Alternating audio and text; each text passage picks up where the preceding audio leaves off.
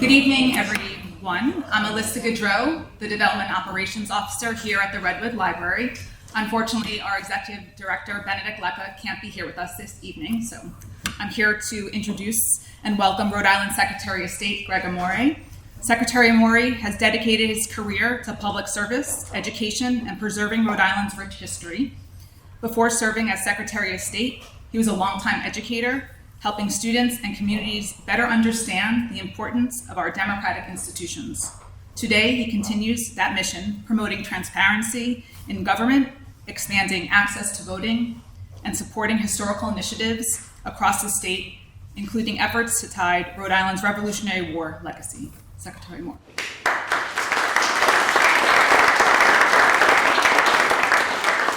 Good evening.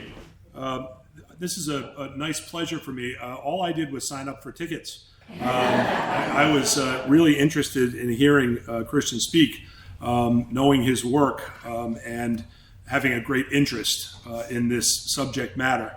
But I am also the chair of the RI 250 Commission, and so we are celebrating, commemorating, and talking about Rhode Island's role in the American Revolution. And I want to point out that Ray Rickman, a member of the commission, is here this evening, who is an integral member of the commission and has been so since its onset.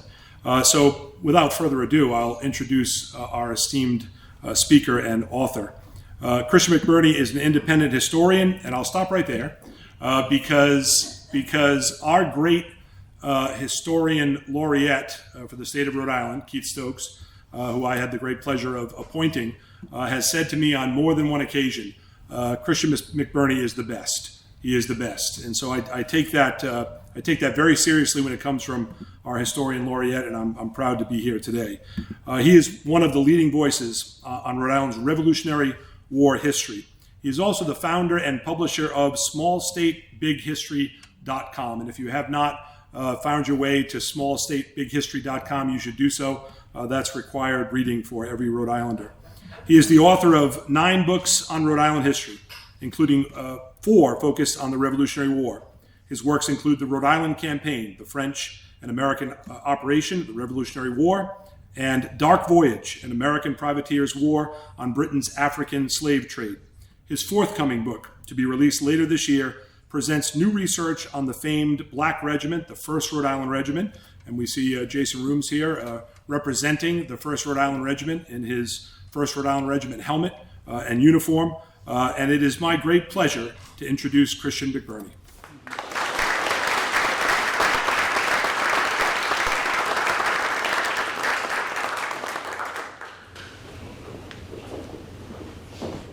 Thank you, everyone, for coming here tonight. It's much better weather tonight than the last time when it was 3 feet of snow.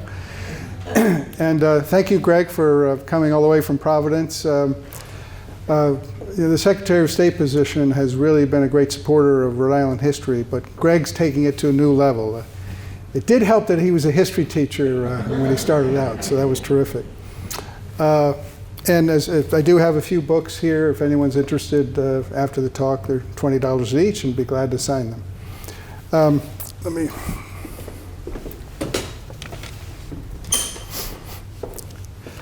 I actually lived in Newport when I was age 7 to 10, and my father had an office right at the corner over there for 25 years, Dr. McBurney. Anyone here remember Dr. McBurney? I've got a few hands, all right, great. And this is where I learned to read, so I actually used this book. They found it, Curious George. Awesome, very emotional.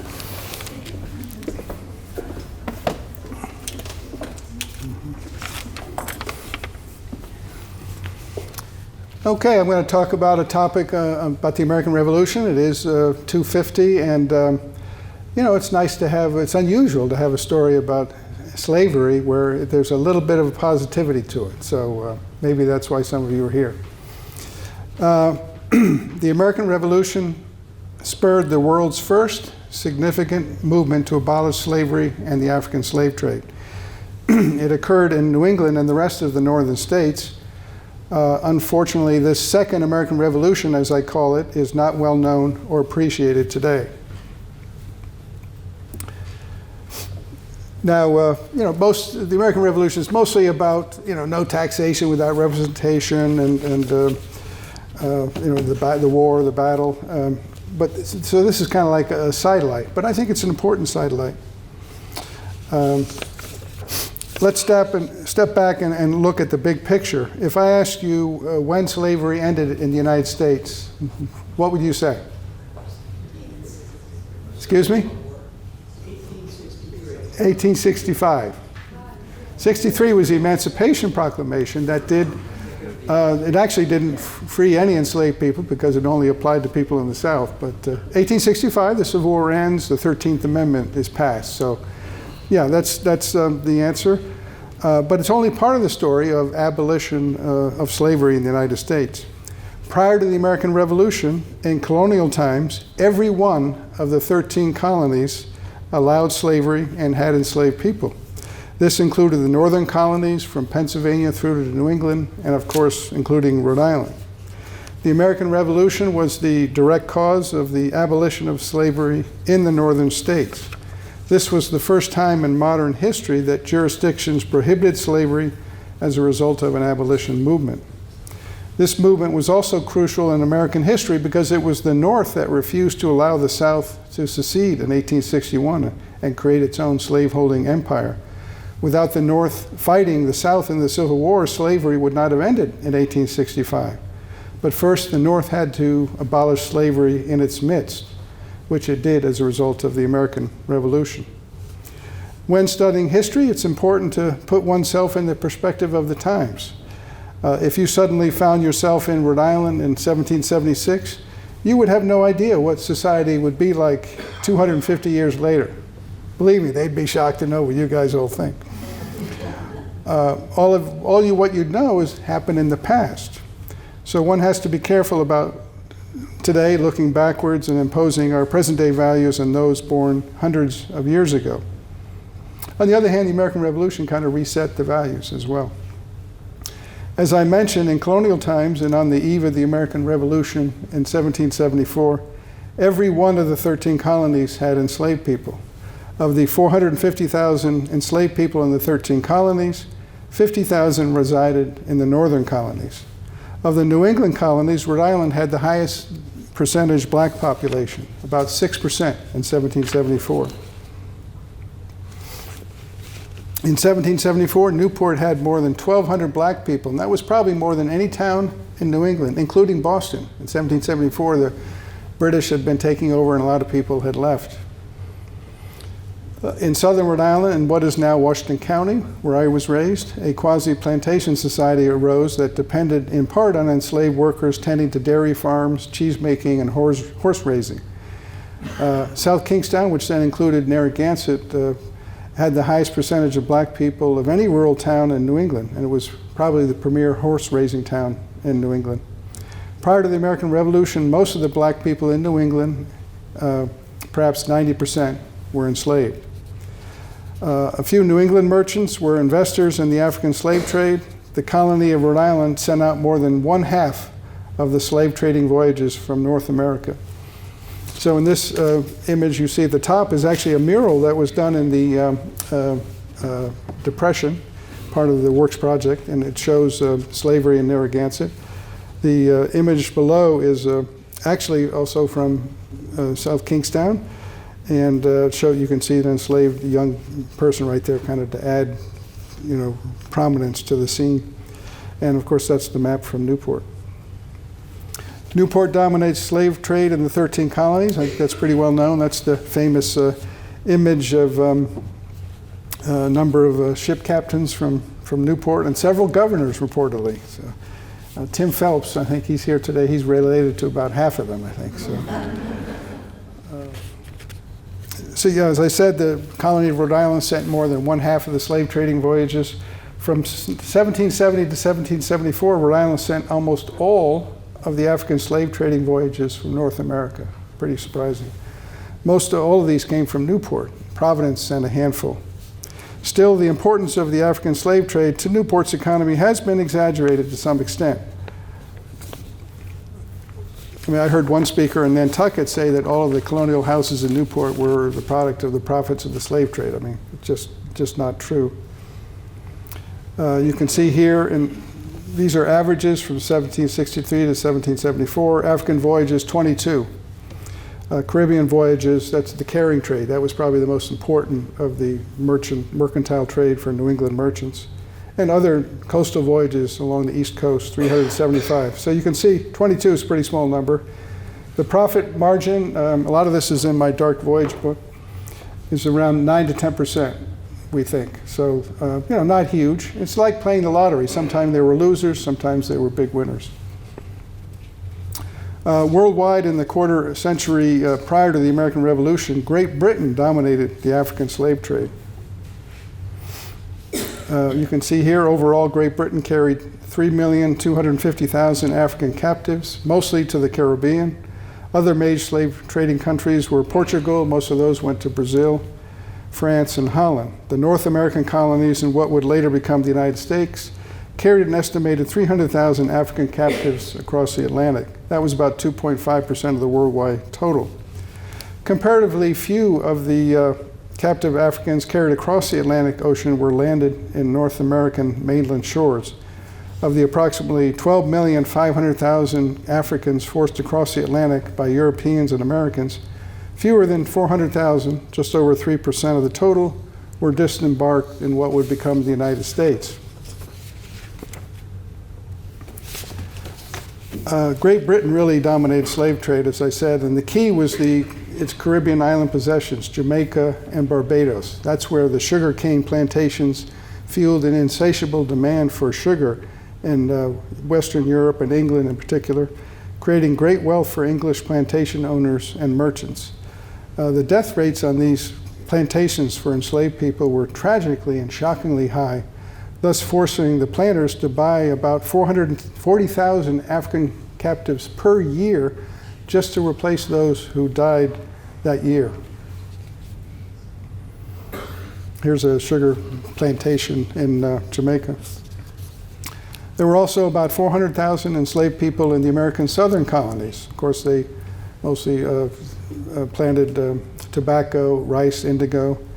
Most were in Virginia and South Carolina, and in South Carolina, the black population actually exceeded the white population. The slave trade was not as important to Southerners because the death rates among the enslaved were generally not high, and the enslaved population grew naturally. So we had 400,000 enslaved people, grew to be, by 1865, when they were freed, about 4 million.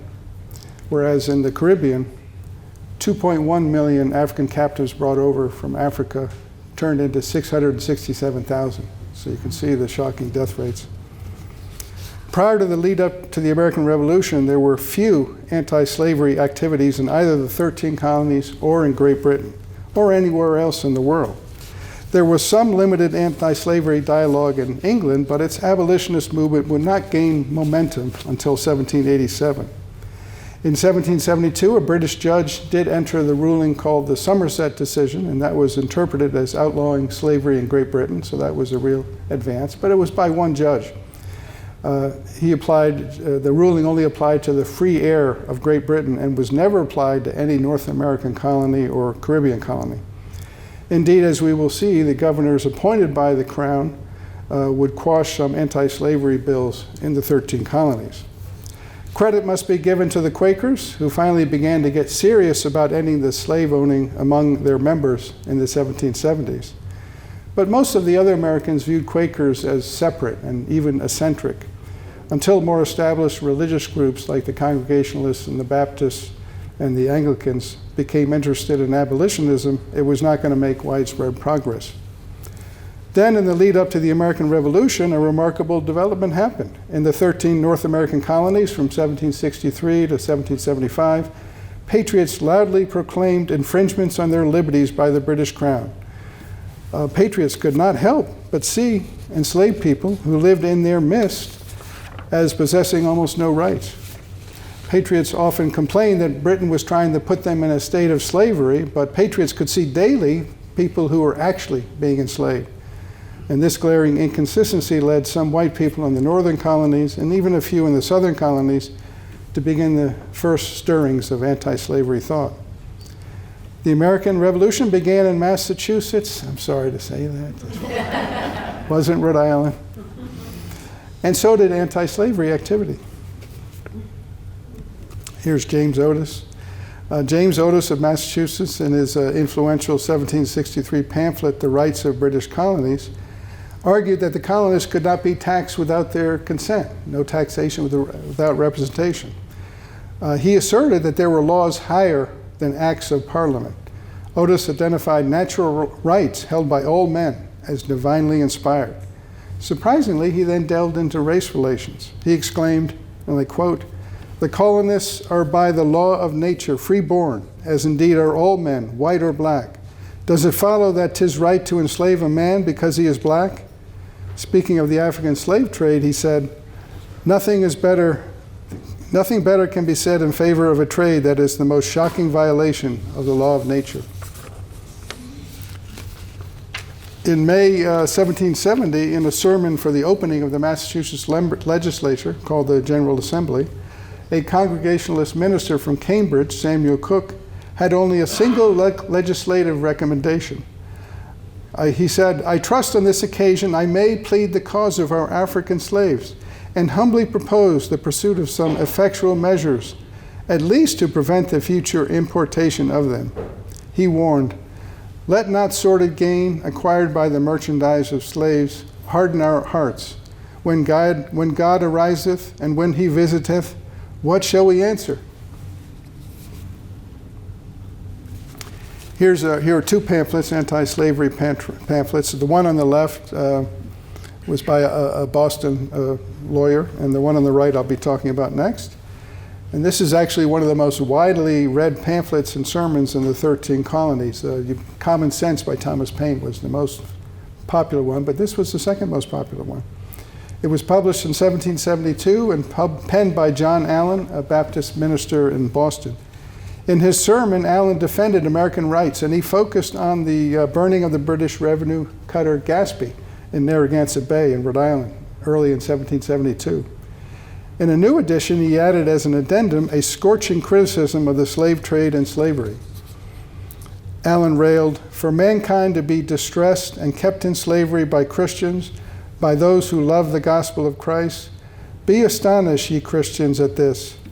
Moving on to the horrors of the slave trade, Allen wrote powerfully, "For Christians to encourage this bloody and inhuman trade of man-stealing or slave-making, oh, how shocking it is."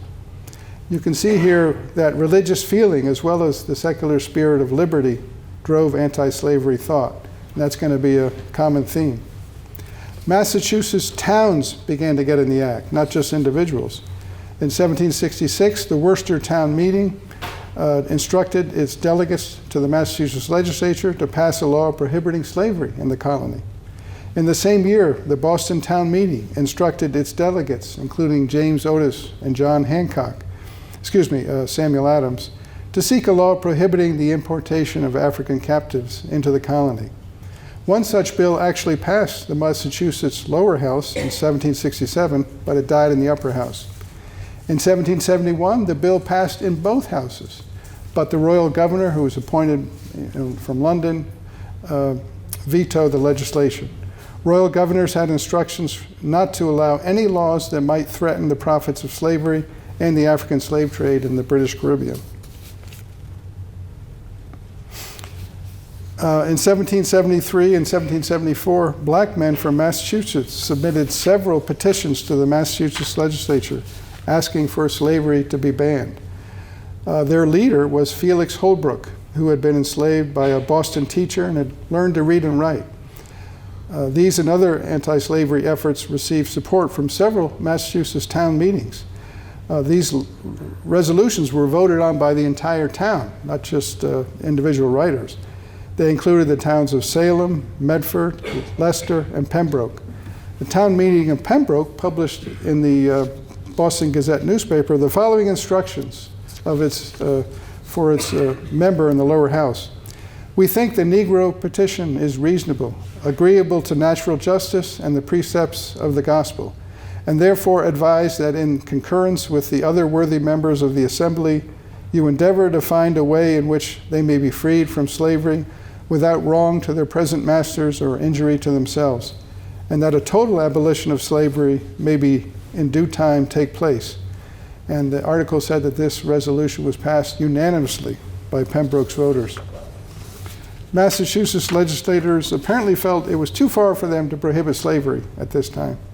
But as an alternative, in 1774, both houses of the General Assembly passed a bill to prohibit imports of African captives.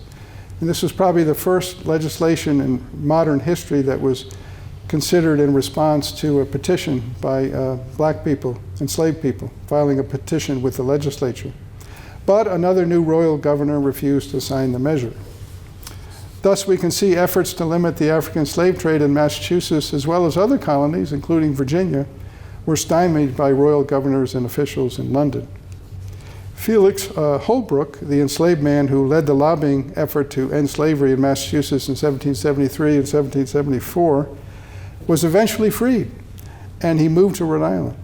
In 1778, he enlisted in a Rhode Island regiment for a year, and in 1780, he enlisted in another Rhode Island regiment for 6 months, and he was annexed to the famous Black Regiment of Rhode Island. Born in Africa, he was willing to fight for his new country. And I'll be having published an article in The Bridge, in Newport History, Rhode Island History magazine, about Felix Holbrook, hopefully in the next few months. In Rhode Island, despite slavery and the slave trade being important for the economy of the colony, there were stirrings of an abolitionist movement.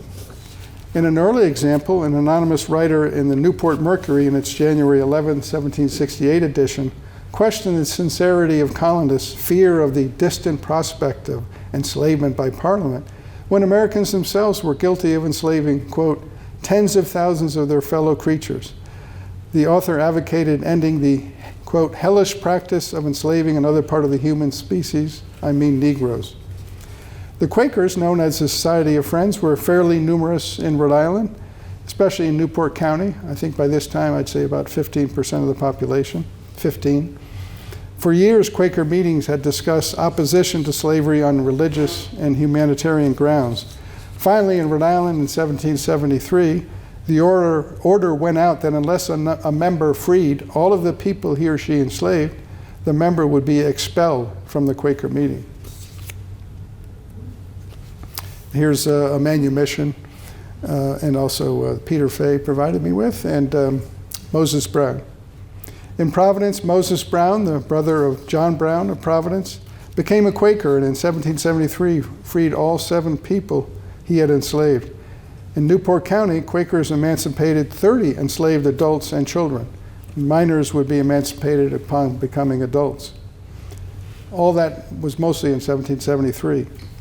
In June 1773, reporting on the Narragansett meeting, Quakers appointed to, quote, visit slave keepers, proudly reported that, quote, they don't find there is any held as slaves by friends.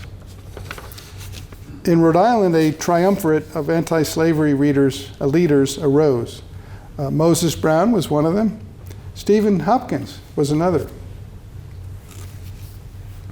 Here's a painting of, actually it's a painting of Stephen Hopkins' son. He was supposedly, looked a lot like him, so we call that, but it's called the Stephen Hopkins painting. But that's his house on Benefit Street in Providence.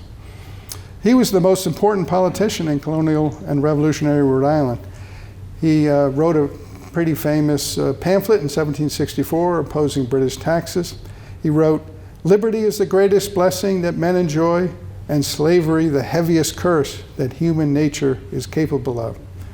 Now, by 1774, he had become an advocate for enslaved black people. In Newport, Samuel Hopkins of the Second Congregational Church was outspoken in his opposition to the African slave trade in the town that was most responsible for it in the 13 colonies. He wrote a blistering anti-slavery pamphlet in 1776 that was circulated widely. And he really was a firm advocate for anti-slavery. That's his house there on Clark Street. Unlike Massachusetts, Rhode Island was not a royal colony. Thus, Rhode Island had no royal governor to veto anti-slavery legislation.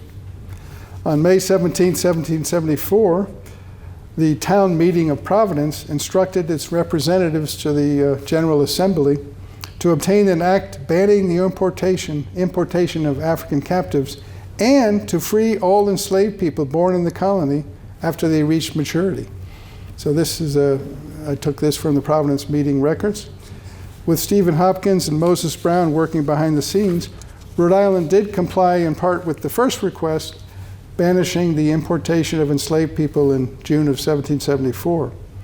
It's worth considering the preamble to the law Rhode Island passed in 1774. Probably penned by Stephen Hopkins, it read, "The inhabitants of America are generally engaged in the preservation of their own rights and liberties, among which that of personal freedom must be considered as the greatest. As those who are desirous of enjoying all the advantages of liberty themselves should be willing to extend personal liberty to others." And note that the recital really referred to freeing all black people from slavery, not just the slave trade. To the chagrin of Reverend Samuel Hopkins and Moses Brown, the Rhode Island ban applied only to the importation of African captives. It did not prohibit Newport merchants from sending voyages to the west coast of Africa and selling them in the British Caribbean, for example. Still, the ban of importations of enslaved persons by the colony most deeply engaged in the trade represented real progress for the growing anti-slavery movement. It was probably the first anti-slavery legislation passed by a jurisdiction in the modern Western world where slavery had been important. The great slave trade historian Elizabeth Donan called Rhode Island's slave importation ban, quote, "a substantial gain. Dr. Hopkins need not have felt so much discouragement." Connecticut, which like Rhode Island was not a royal colony, quickly followed Rhode Island's lead in ending importations of African captives. Moving to Philadelphia, it was the largest city in the 13 colonies. Dr. Benjamin Rush published a remarkably modern-sounding anti-slavery tract in 1773, and here he is, famous doctor, but a Renaissance man as well. Rush countered all the usual arguments raised by defenders of the institution of slavery. I don't have time to go through all of them today. Rush did meet head-on the main rationale for slavery by slaveholders, that it was permitted in the Bible's Old Testament. Rush courageously argued that the Old Testament in this regard should be ignored. He relied on the New Testament. Rush explained, "Every prohibition of covetousness, intemperance, pride, uncleanliness, theft, and murder, which Jesus delivered, every lesson of meekness, humility, forbearance, charity, self-denial, and brotherly love, which he taught, are leveled against this evil, for slavery, while it includes all the former vices, necessarily excludes the practice of all the latter virtues, both from the master and the slave." Benjamin Franklin, the most famous American in the world on the eve of the American Revolution, George Washington hadn't led the country to victory yet, exemplified the evolution of many of the whites' views of slavery, particularly in the middle and northern colonies. And here's a bust of Franklin by Houdin, which is in the collection of the Redwood here.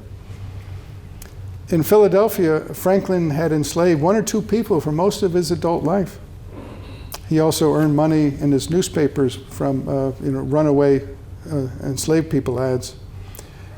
But as a result of his famous friend, Dr. Samuel Johnson, bringing him to tour a school for black children in London in 1758, and also becoming friends and corresponding with the anti-slavery Quaker leader, Anthony Benezet, in Philadelphia, Franklin's views on race began to evolve. Franklin supported several so-called Bray schools that taught black, even enslaved children. And one school was established in Newport, operating from 1762 to 1770. And there's an article on that in Small State, Big History by Marion DeRosers. Franklin visited Newport in 1763. How many of you knew that? And he said in 1763 that African shortcomings and ignorance were not inherently natural, but came from lack of education, slavery, and negative environments. He also wrote that he saw no difference in the ability to learn between African and white children. Now, of course, that's commonplace thinking these days, but back then it was pretty remarkable. Even in slaveholding Virginia, some abolitionist sentiment arose. As early as 1763, Arthur Lee, a member of one of Virginia's largest slaveholding families and a future patriot leader, stated emphatically in a pamphlet that the bondage we have imposed on the Africans is absolutely repugnant to justice and is a shocking to humanity and abhorrent utterly from the Christian religion. As a young man during the years of great patriotic sentiment before 1776, Thomas Jefferson expressed anti-slavery ideas. He would later become more conservative on this issue after the American Revolution. In 1774, he wrote in an influential pamphlet, "The abolition of domestic slavery is the great object of desire in these colonies, where it was unhappily introduced in their infant state." He blamed Britain for the African slave trade and even saw the end of the slave trade as a prelude to prohibiting slavery itself.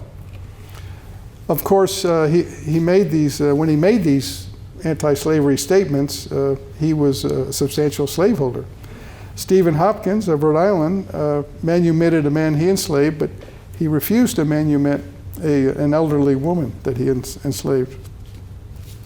Thus, there was a hypocrisy. But if you want to see the abolition bug spread, it's better for these sentiments to be expressed by influential spokesmen than not be expressed at all, even if the spokesmen were hypocrites. That's my view.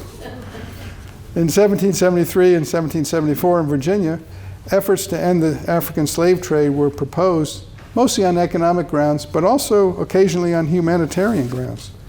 The famous Fairfax County Resolves included this statement penned by George Mason: "We take this opportunity of declaring our most earnest wishes to see the entire stop forever put to such a wicked and cruel and unnatural trade."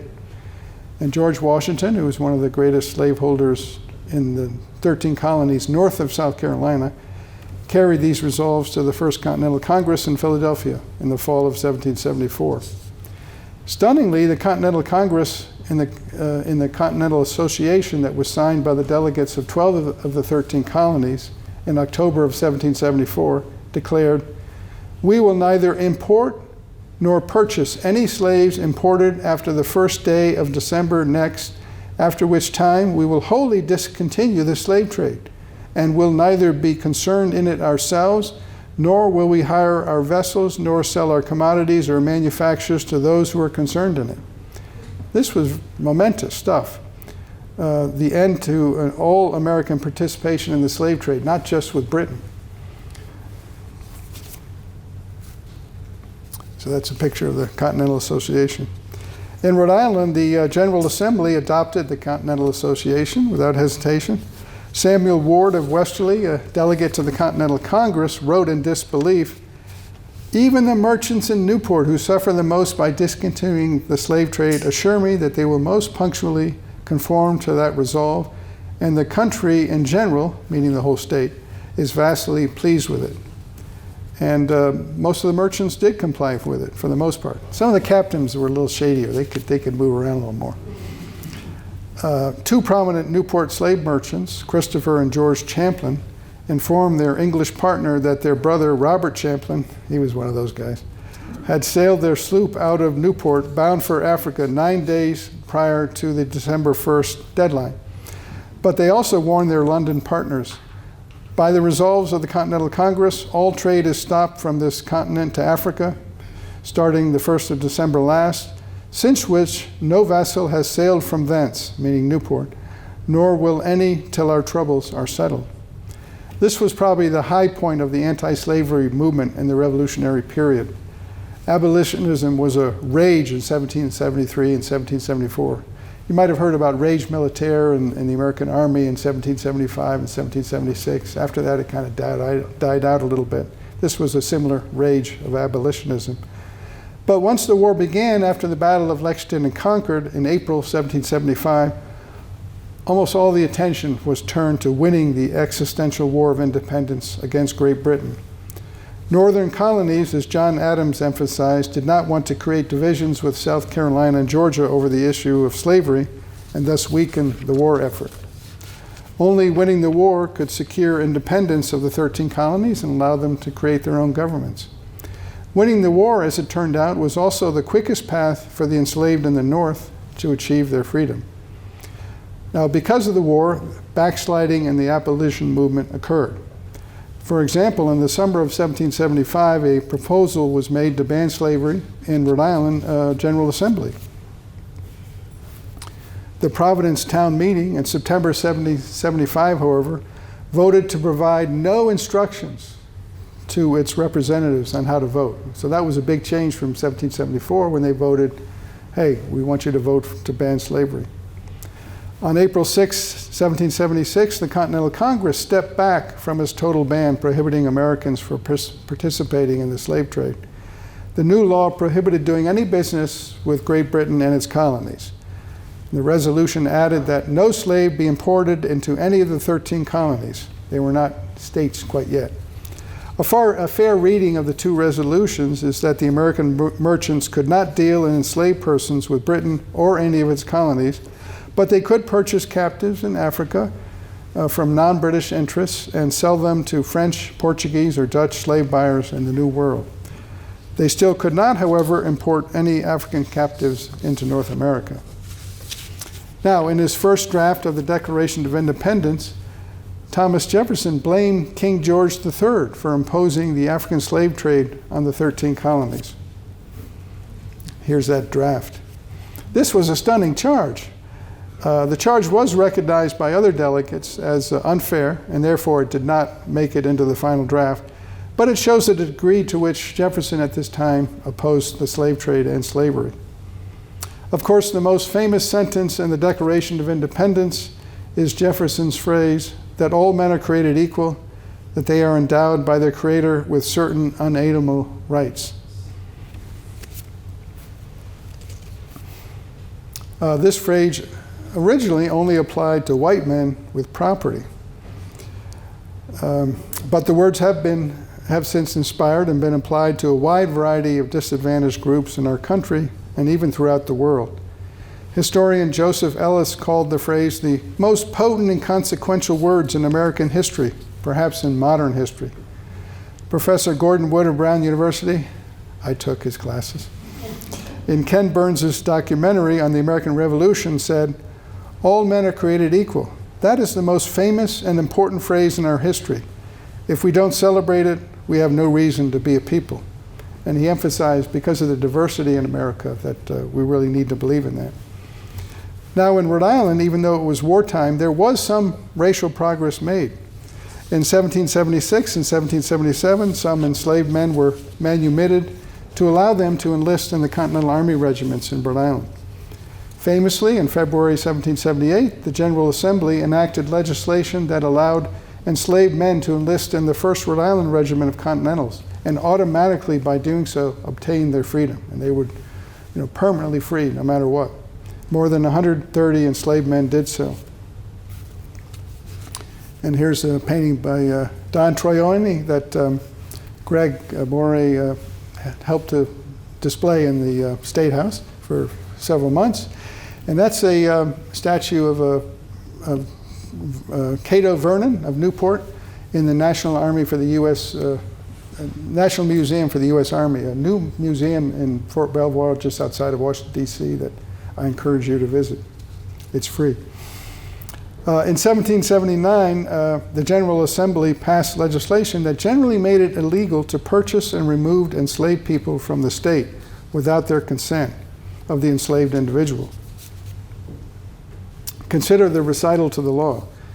Whereas tolerating strangers to purchase Negroes or mulatto slaves in this state and carry them off either by land or water against their consent to perpetuate their slavery in foreign parts remote from their friends and acquaintances is against the rights of human nature and tends to greatly aggravate the condition of slavery, which this General Assembly is disposed to alleviate till some favorable occasion may offer for its total abolition.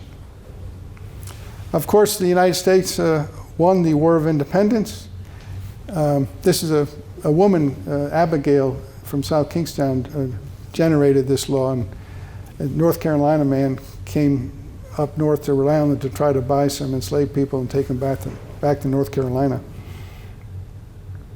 Once the war ended in 1783, many northern states turned their attention to ending slavery. By 1804, all northern states ended slavery in their states. Last were New York and New Jersey. In 1787, Congress prohibited slavery in the Northwest Territory, what would become 7 northern states, from Ohio to Minnesota. Now, why isn't this story of abolition more well known? I think in part it's because it was messy. Each state addressed slavery separately on its own and adopted its own unique approach to abolition. There was no Emancipation Proclamation that applied to all, no federal amendment to a national constitution. There was no immediate abolition in a number of states, including Rhode Island. Let's consider Rhode Island. There are 2 important laws, 1784 and 1787. In 1784, shortly after peace was achieved, the General Assembly enacted a gradual abolition law. As some have said, no enslaved person was freed by this act. It was only children of the enslaved. Only children born of enslaved mothers would become free, and then only when they became adults. The General Assembly chose this gradual approach because it did not want a large number of people freed whom towns may have to support under their poor laws. Local taxpayers hated paying for poor people. The General Assembly did, however, enact an important provision allowing an enslaver to free an enslaved adult aged 40 or under without having to put up a bond. Prior to this, if you manumitted anyone, you had to put up a bond, and the enslaver might be responsible for any monies that local governments paid out for poor relief. But this law said, no, you don't have to do that anymore for people under 40, enslaved people under 40. But it didn't apply to, the provision did not apply to enslaved people over the age of 40. Technically, Rhode Island did not even end slavery on its books until 1842. But in actuality, the institution of slavery in Rhode Island was weakened at a more accelerated rate than the gradual emancipation law envisioned. In 1774, there were about 3,000 enslaved people in Rhode Island. By 1790, there were 948, and by 1800, just 380. Most of the enslaved persons in Rhode Island had been freed, either by manumission by their owners through negotiations with enslaved adults. Hey, if you work 3 more years, I'll make you free. Or by the enslaved person and liberating themselves by running away and the owners not bothering to try to capture them. While a few slaveholders stubbornly held on, most of those who remained were elderly, who may not have been able to support themselves if they were freed, or were children born after 1784 who would eventually become free when they became adults. Now, in 1787, the General Assembly banned the participation of Rhode Islanders in the African slave trade. So that's pretty impressive. In the preamble to the law, the Assembly harkened back to the Continental Congress's ban on the slave trade in 1774. But Rhode Island state law ban could not be enforced by state officials against the likes of slave trading merchants such as William Vernon of Newport, James DeWolf of Bristol, and John Brown of Providence. All told, there is a sense of an opportunity lost arising from the American Revolution. More racial progress could have been made. The story of abolition is also about 2 steps forward and 1 step back. Moreover, just because slavery ended in the northern states did not mean that black people were treated as entitled to the same rights as white people. For example, many northern states took away the right of black men to vote. Rhode Island did so from 1822 to 1842. Of course, slavery continued in the South and grew to unprecedented proportions. In a very consequential compromise with South Carolina and Georgia, the Institute of Slavery was embedded in the federal constitution that came out of the 1787 Constitutional Convention in Philadelphia. The Constitution even prohibited the federal government from interfering with the slave trade for 20 years until 1808. The negotiators from the northern states did a lousy job negotiating with delegates from South Carolina. This occurred even though every coastal state, starting with Rhode Island, had banned imports of African captives. Once 1808 rolled around, Congress immediately banned the slave trade, and the ban stuck for the most part. After he was elected president in 1860, Abraham Lincoln, rather than relying on the U.S. Constitution for support, turned to the Declaration of Independence's rousing words: all men are created equal. While this phrase was originally applied to white men with property, it was eventually extended to landless white men who were allowed to vote. That was a big deal in the Western world. Then it was extended to black men in 1865, to all women, to gay people, disabled people, to recent immigrants, and to many other groups. The ball of liberty that Jefferson helped put in motion in 1776 today continues to roll around our country and the world. In conclusion, while the abolition movement in the North, as a result of the American Revolution, was incomplete, it did lead to real progress for the cause of abolition. That can't be denied. The abolition movement, inspired by the rhetoric of liberty from the American Revolution, made the most progress in the United States for the cause of abolition until the Civil War. So there is something to celebrate in 2026, our second American Revolution. Thank you.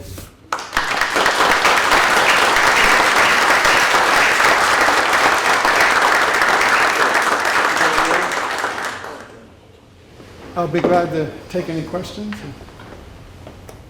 Dave, who I worked with in Washington, D.C. Did Roger Williams have anything to say about slavery? Did Roger Williams have anything to say about slavery? No, he didn't really say much. He did allow some enslaved Pequots, I believe, or Narragansetts possibly. I believe it was Pequots, to be, he agreed that they could be enslaved. You know, the victor often got slaves and they were sold out of the colony if they were Indians. So there is that. But in 1652, Rhode Island actually banned slavery.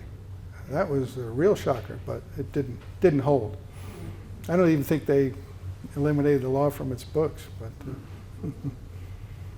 anybody else? Would you care to speculate when slavery might have ended in the United States had the North not won the Civil War? When slavery might have ended in the United States if the North had not won the Civil War. First I'll just give some credit to Abraham Lincoln, who I think is by far the greatest American ever. He made two crucial decisions. One, he didn't he didn't compromise with the South when they were all seceding from the Union, and he refused to stand firm. The Republican Party and Lincoln believed that slavery shouldn't be allowed in territories that were not yet states. They would eventually become states, and he thought once they became states, then they would get the votes in Congress and get a constitutional amendment. The second decision was he didn't, when this grueling war that was killing hundreds of thousands of Americans on all sides was going on, there was a lot of pressure to settle and compromise. Oh, let the South go its own way. That's fine, we'll stay without slavery. But that, what would that have meant for the enslaved people in the South? It would have been horrible. And also what it would have meant, say, in World War II, if you had a country in the South that was based on racial apartheid, would they have allied themselves with Nazi Germany? So, would have been terrible. So when would slavery have ended? I don't know. Maybe the 1890s, but still would have been apartheid, even worse than Jim Crow. Jim Crow was really bad. I don't think people appreciate how bad Jim Crow was from 1880s to 1930, 1940. But probably would have been even worse if they had been their own country. They also would have expanded. Probably Cuba most certainly would have been part of their slave empire, parts of South America. So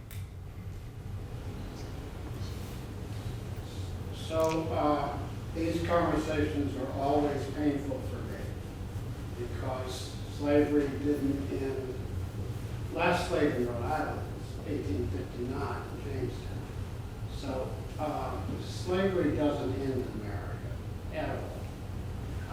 My mother, I always tell this to people because we like to protect this country. My mother lived in Alabama in a county in which black people could only go to school to the 6th grade. And that's true of 75 to 80% of black people in this country in the 1940s, 50s, until 1965 forward. So we're not talking about 200 years ago anything. right. And this anything, and I'm going to be quiet a minute, but this is sickening because this is for white men who own property. And that's all. That's all. It's not for women until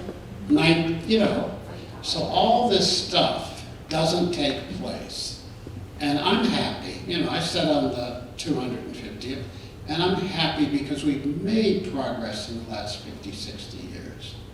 But slavery is the worst crime probably in the history of the world because of its 300-400 years and involving everybody. The Danish are in on it. And The Swedes. Portuguese. The Swedes. Everybody is in on denigrating, destroying black lives for 400 years. And I tell people we have to be very careful about what we want to be because it isn't. It just, again, you and I could talk for hours, but let me end on this note. I think we need to do something about this. Seriously. And we haven't. And in Rhode Island, when I came here almost 50 years ago, first meeting I ever went to was at the John Brown House, in which people were apologizing for slavery and saying that it was mild in Rhode Island, and so we shouldn't be concerned. So I'm just adding my voice to yours because we made a lot of progress in the last 20, 30 years because they didn't teach it in these schools and they lied about it, and now here you are basically telling the truth. But this is a harsh, evil undertaking that made a lot of people rich, and not a single. This is my last comment because I say this all the time. These 40 Rhode Island families that are multimillionaires because of slavery, not a single one of them has done anything to atone. I don't believe a single one of them has even apologized. And I don't believe in apologies because that's cheap. Excuse me for talking so long, but I come to these and you're fine. But, you mentioned a couple of people who are not fine, who 40 years ago, the first time I heard them, I had to leave the room because of what they said about, and don't ever mention, you mentioned the Browns and the Dwarfs and down here, the 10, 12 families. You couldn't even mention them in a historic meeting because you would embarrass them while they're sitting around with their $400 or $500 million. You would embarrass them. Well, thank you, Ray Rickman, for your thoughts. Always welcome. No, I agree with you that as I said, Jim Crow in this country in the 20th century, Greg has to go to another historical event. That's how dedicated he is. So, thank you, Greg. I was just kind of very underrated, I think. And your comments are incredibly valid, looking to the past. I guess my talk was more wow, let's not look back. Let's pretend we were there in 1775, 1774, 1776, and see what a big progress. Now, it wasn't total progress, no question about it. But it was some progress, so that's what I'm talking about tonight. And you're right, because you know, you said one thing that's not factually correct. So we have four, at the time of the Civil War, we had 4 million black people in this country, and they weren't imported or dragged here, most of them. They were birthed. Yeah, that's what I said. White folks in the South made black people have babies to work for free. And people like Thomas Jefferson, who's a fascinating, complex human being, is also the father of 3 to 6 black children who were enslaved. You want to talk about something unbelievable. Now, he freed 3 of his sons, which is nice of him. But this is a complex problem, of which we are only beginning to have honest discussions. Yeah, and I'm only talking about one small segment of this. And there, you know, I could have a lecture, many lectures about what you're talking about now.